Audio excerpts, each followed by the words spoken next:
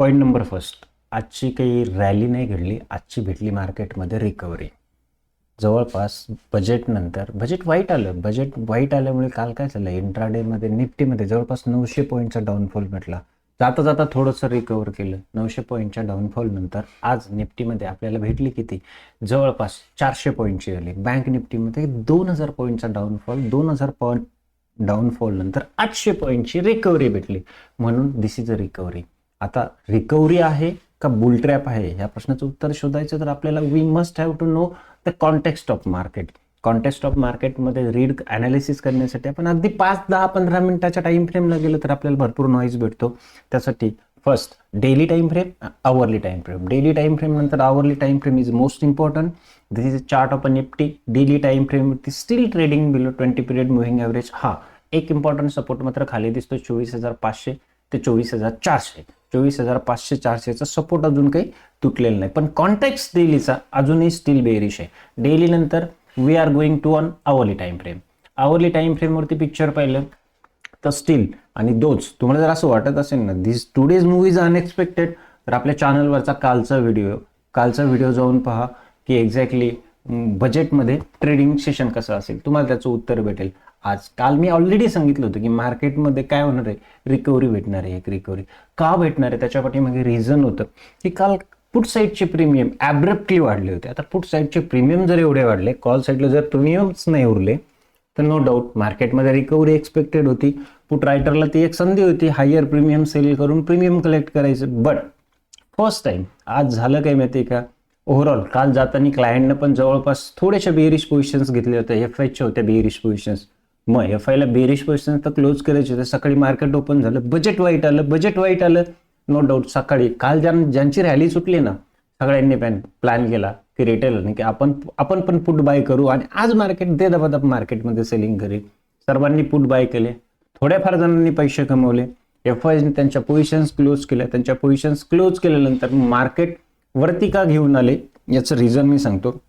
Option चेनला जर तुम्ही closely track करताय तर ऑप्शन चेनमध्ये पुट रायटरनं त्यांच्या पोझिशन सकाळपासून 25,000च्या स्ट्राईक प्राइसला क्लोज नव्हत्या केल्या, नवीन फ्रेश ॲडअप केल्या आणि एफएसने त्यांच्या ज्या पुट लॉंगच्या पोझिशन्स होत्या त्या क्लोज केल्या.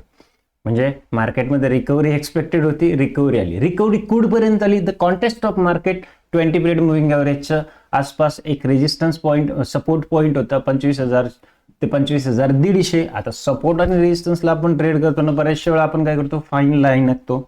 तर फाईन लाईन वगैरे सपोर्ट रेजिस्टन्स नसतो, तो एक झोन असतो. माझ्या दृष्टीने 25,000 ते 25,150 हा एक सेलिंग झोन होता. कालच्या व्हिडिओमध्ये क्लिअर कट डिस्कस केली की मार्केटमध्ये रिकव्हरी येईल. माझा आज कोणताही लॉंग ट्रेड नव्हता.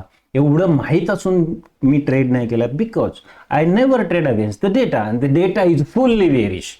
2.5 लाखाच्या आसपास एफएचच्या शॉर्ट पोझिशन्स पोहोचल्यात. आणि दुसरी गोष्ट, पुट लॉंग कॉल शॉर्टच्या हेवी पोझिशन्स घेतल्यात ऑप्शन्समध्ये. म्हणजे मार्केटमध्ये डाऊनफॉल एक्सपेक्टेड, रिकव्हरी एक्सपेक्टेड होती. जाता जाता एक पुट पण ऍड केला. 1 तासाच्या रेजिस्टन्स पॉईंटमध्ये निफ्टी पोहोचले. अजून आता कॉन्टेक्स्ट बुलिश कधी होईल मार्केटचा हे पण समजून घ्या.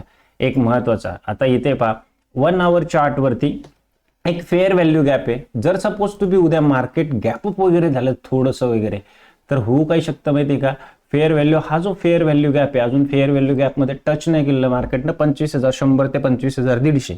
पण जर भेटलं तर आपल्याला एक one of the best shorting opportunity भेटेल. Fair value gap first time mitigate करतोय तर ते नो डाऊट सेलिंग येणार आहे. आणि नो डाऊट सेलिंग काय येणार आहे, एफआयच्या असणार आहे बेरिश पोझिशन्स. ट्रेंड कधी चेंज होईल आवरलीचा त्याचा पण विचार करूया. जोपर्यंत जर चुकूनही तुम्हाला असं वाटत असेल की बजेट चांगलं आलं, याच्यानंतर एफएचचं बाईंग परत येईल, बाकीच्या सगळ्या गोष्टी होतील, तरी पण सांगतो 25,450च्या वरती जोपर्यंत आवरली कॅन्डल, म्हणजे 25,500 गेल्याशिवाय मार्केट काय कोणत्या अँगलने बुलिश बनणार नाही. आणि 25,500 जरी गेलं ना, प्रॉब्लेम काय माहितीये का, तिथेच एक डेलीचा रेजिस्टन्स पॉईंट आहे. येस ऑब्विसली त्याच्यावरतीच, म्हणजे लवकर मार्केटला हायर टाइम, जसं जसं मार्केट वरती जाईल ना, सेलिंग प्रेशर मार्केटमध्ये वाढणार आहे. आणि माझी जी पोझिशन्स आहे ती मार्च एंडची आहे. मी ऑलरेडी खूप कन्झर्वेटिव्ह काम करतो. माझ्याकडे भरपूर 2 महिने आहेत, ऍडजस्टमेंट, लॉट्स ऑफ ऍडजस्टमेंटचे प्लॅन आहेत, पण मला नाही वाटत त्याच्यामध्ये काय ऍडजस्टमेंट करायची गरज पडेल. आता ऑप्शन चेनमध्ये झालं काय ते तर मी ऑलरेडी सांगितलं, पुट शॉर्टच्या पोझिशन्स होत्या. सगळेजण जर एफआयजला लिक्विडिटी कुठे भेटली, लिक्विडिटी भेटली कोणती, बेरिश लिक्विडिटी, सर्वजण पुट बाय करतायत. एफआयने मस्तपैकी फायदा घेतला, मार्केटला वरच्या लेव्हलला आणलं. आता एवढी डेटामध्ये कळेल, जाता जाता एफआयने पुट वगैरे बाय केले असेल ना, उद्या परत गॅप डाऊन पक्का. नाही झाला, उद्या फ्लॅट ओपन झालं तर काय ट्रेड करायचं, चला डिटेलमध्ये समजून घेऊया. कोणतंच कन्फ्युजन नाही, नथिंग एनी.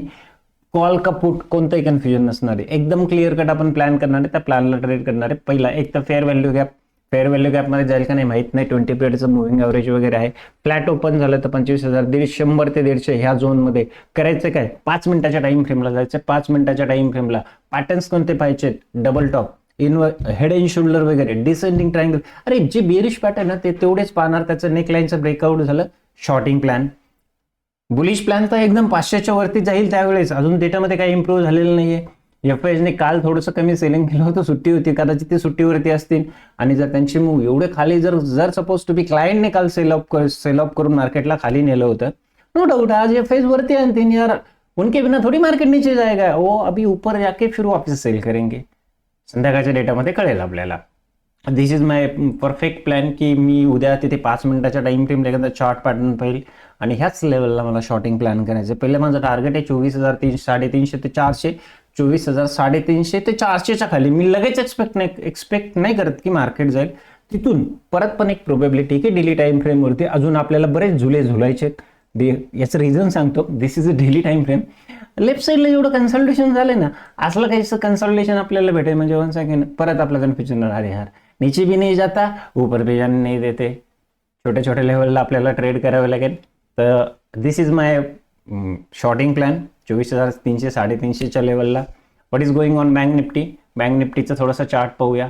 बँक निफ्टीच्या चार्टवरती एक फेअर व्हॅल्यू गॅप मी इथे ऑलरेडी मार्क करून ठेवला आहे 59,100च्या आसपास. नेकलाईन पण आहे, ह्या नेकलाईनना रिटेस्ट. आणि त्याच्या अगोदरच जर माहीत बी मला प्लॅन भेटला 20 पिरियड मुव्हिंग ॲव्हरेजच्या आसपास, तर मला तिथे एक शॉर्ट प्लॅन करायचा. अदरवाईज मी करणार काय, जस्ट 15 मिनिटाचा टाइम फ्रेम. 15 मिनिटाच्या टाइम फ्रेमला गेल्यानंतर मला ज्यावेळेस 15 मिनिटाचा टाइम फ्रेम, हे सगळं कुठे माहिती आहे का, ॲक्च्युली ह्या लेवलच्या खाली 59,300च्या खाली मला फक्त 15 मिनिटाचा प्रिव्हियस स्विंग लो जिथनं बाईंग झालाय तो पॉईंट तुटला पाहिजे. आत्ताच्या कॉन्टॅक्टच्या हिशोबाने जर पाहिलं तर right now contact is at 58,227. म्हणजे उद्यासाठी फ्लॅट जरी ओपन झालं तर 58,200चा आपल्याला एक सपोर्ट भेटेल. तो तुटला फिर गई भेस पाणी में. मग बँक निफ्टीमध्ये सेलिंग भेटेल. बँक निफ्टीचं डेली चार्टवरती जर पाहिलं तर डेली चार्टवरती still nothing is looking great, not great yet not. RSI पण 50च्या खाली ट्रेड करतोय. It's looking bearish. इथे तो आपल्याला दिसेल की व्हॉल्युम्स ग्रीन कॅन्डलमध्ये वाढले, but this volume is created by DIs. आणि DIsने जर मार्केटला अशा पद्धतीने सपोर्ट, मार्केटची डायरेक्शन वगैरे द्यायची असती तर आतापर्यंत मार्केट 26,300च्या वरती गेलं असतं. गेलंय का नाही गेलं, गेलं 2 वर्षापासून आपण रडतोय 26,300 तोडायला वगैरे. सो डेटा जोपर्यंत इम्प्रूव्ह होत नाही तोपर्यंत आय एम नॉट एक्सपेक्टिंग. वाटलं होतं बजेटमध्ये काहीतरी चांगलं येईल, बजेटमध्ये चांगलं आलं तर मार्केट 26,300 वगैरे तोडेल. पण त्याच्या अगोदरच डेटाने आपल्याला क्लिअर कट सांगितलं होतं, डेटा इज मोस्टली सुप्रीम.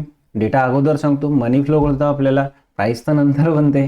आणि तुम्हाला जर म्हणजे ऑलरेडी डेटा वगैरे शिकायचं असेल ना, डेटाची भाषा थोडीशी अवघड आहे यार. कोण कुठे शॉर्ट बनतंय, कुठे शॉर्ट कव्हरिंग बनतंय, लॉंग बनतंय, कुठे लॉंग अनवाइंडिंग बनतंय. This is gimmicks of option chain. Channel बरोबर कंटिन्यू रोज आपण जे डिस्कस करणार आहे त्यातनं शिकायला भेटेल. सुरुवातीला थोडीशी अवघड भाषा वाटेल, पण जसं ती भाषा कळेल ना, आपण लहान होतो तेव्हा तरी आपल्याला कुठे बोलायला येत होतं, आपण घरच्यांचं ऐकूनच बोलायला शिकलो ना. इंग्लिश तरी कुठे येत होतं, शाळेत जाऊन शिकलो. शिकेल, हे पण शिकेल, काही हरकत नाही मित्रांनो. My simple plan is sell on rise strategy, nothing any. याचं रिझन पण सांगतो. निफ्टीच्या ऑप्शन चेनमध्ये जर पाहिलं, this is first will look the option chain of bank Nifty. Bank निफ्टीमध्ये 58,000च्या कॉलच्या पण अजून राईट पोझिशन कव्हर नाही झालेले मित्रांनो, अजून त्यांच्या पण आहेत. म्हणजे मार्केटमध्ये हे जे वरती आणलं गेलंय ना, दिस इज बुल ट्रॅप स्ट्रॅटर्जी माझ्या हिशोबाने. PCR पाहिलं तर PCR पण अजून, इवन तो बँक निफ्टीचा PCR is still bearish sorry. आणि निफ्टीचा PCR जर पाहिलं तर निफ्टीचा PCR पण ओव्हरसोल्ड होता.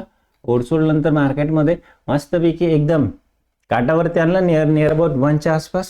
माईट बी कालपासून सेलिंग चालूच. लेवल डिस्कस केलं, कोणताही कन्फ्युजन नाही, nothing any, no any bias, and all the analysis is based on all data points. चला, थँक्स फॉर वॉचिंग मित्रांनो. माझ्या व्हिडिओचा तुम्हाला फायदा होत असेल तर एकच काम करा, आपले चांगले कोण मित्र असतील त्यांच्याबरोबर शेअर करा. अजून एक मी काल व्हिडिओ पण शेअर ऑलरेडी रेकॉर्ड केला आहे. गोल्डमध्ये एवढं करेक्शन झालं, सिल्वरमध्ये करेक्शन झालं. माझा ॲनालिसिस क्लिअर कट सांगितलं की I am going to plan by the dip. जोपर्यंत बॉटम म्हणत नाही, बॉटम म्हणल्यानंतर नक्की तुमच्याबरोबर सांगेन आणि परत आपल्याला एक चांगले इन्व्हेस्टमेंट करण्याची संधी भेटेल मित्रांनो. Thanks for watching me. Good day. चला भेटूया नेक्स्ट व्हिडिओमध्ये.